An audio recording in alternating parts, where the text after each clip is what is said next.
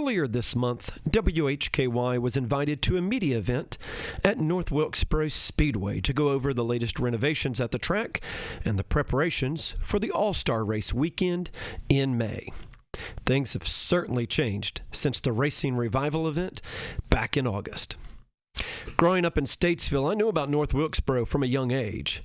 While the Racing Revival was certainly fun, this event the other week allowed me to fall in love with the history of North Wilkesboro Speedway all over again. In the Disney Pixar movie Cars 3, the protagonist, Lightning McQueen, goes back to the roots of racing and what is dubbed as Thomasville Speedway. It doesn't take a person from western North Carolina long to figure out that this fictional raceway is an homage to North Wilkesboro Speedway. So how does one maintain the legacy of a historical track, but update it to modern specs? Well, that's the primary task for Steve Swift, Vice President of Operations and Development with Speedway Motorsports. One of the things that being here in August and seeing the involvement with Wilkes County and the people of Wilkes County and seeing the excitement that this facility is actually coming back to life and that they've got racing back in this county at this old historical speedway, it's been truly rewarding. And every day it's amazing how many people stop by here, locals, that just want to see, hey, it's coming back and it's real. It's not been talked about. It's something that's actually going to happen. So it's been a reward to be able to be part of that, to be part of bringing back a historical piece of racing and NASCAR to a county that dearly loves it and dearly wants it. There's a lot of planning that you don't see physically, being out here, being able to see pictures, just the planning behind coming up with what needed to be done, how it needed to be done, numerous meetings with the sanctioning body, with our broadcast partners, just to make sure that all the pieces that it takes to put on a race today could actually be achieved. And then being able to put all that on plans, being able to work with the county to be able to get permits, to be able to get contractors on board and all the things that are behind the scenes that a lot of people don't understand, the planning state to get to the points where we're at. Even from the events planning standpoint with our internal teams and having all of our different tracks take part and figure out how we actually make this happen, how it actually comes together in May and being part of that.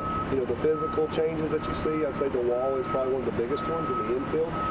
One thing that people don't realize is, there was only one drain, storm drain, literally, that led all the water out of this infield. So all the rain that would fall on the infield, which is about 15 acres of total space, went to one spot. So we've naturally increased a lot of that. So what you don't see under that dirt is all the pipe and the boxes and the things that catch the water to get it out of here, the infrastructure from water lines to the fiber optics that have to take place, to the lighting, to the conduits to make the power work. All those things are in place, and those have already taken place.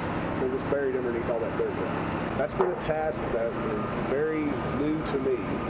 Naturally, in my 20 years at the Speedway, we've built a lot of new and whiz-bang things that were not to hold on to history, not just to recreate history, or to create history in general. Now we're recreating history, so trying to hold on to some of that patina, holding on to the old feel of Wilkes County and the Wilkesboro Speedway has been quite the challenge. So trying to make sure our contractors understand that, hey, we don't want to paint that again. That doesn't need to be refreshed. We need to make sure we hold on to that look. And explaining that, holding on to the old structures and holding on to the feel of what Wilkesboro Speedway is, has been a different task. It's been a fun task because, again, we don't do that every day. The things that we're used to doing is creating new stuff. So it's been fun. It's been a challenge. It's definitely been something that's not the easiest because to most people, putting a fresh coat of paint is a lot easier than to preserving an old sign that's been there for 30 years and has years of sun degradation and things that are chipping off and falling off. Usually we just repaint it or put up a new sign and call it new. Now we're trying to hold on to that. And so the renovations will continue in the shadow of the Brushy Mountains. Speedway Motorsports hopes to provide more updates as we get closer to May's events. For WHKY TV News, I'm Jason Savage.